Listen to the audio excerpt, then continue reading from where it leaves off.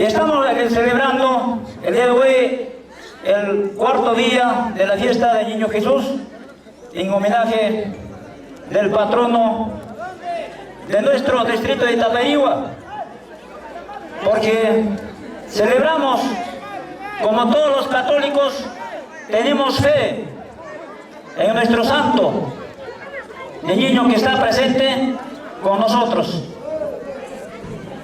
En segundo lugar, para celebrar esta fiesta, primero quiero agradecer a todas mis familias, más que nada a mi mamá, a mi suegra, a mis hermanos y a todos los amigos, a todos los familiares, primos, primas, sobrinos, tíos, tías.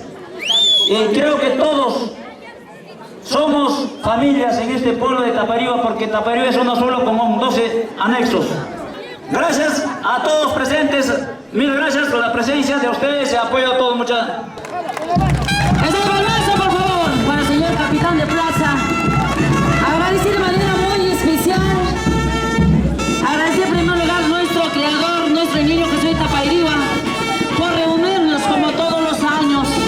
Agradecer de manera muy especial a todas las amistades, a todos los padrinos, familiares, en especial a mis hermanos, a mis hermanas, y igualmente a mis primos, mis primas,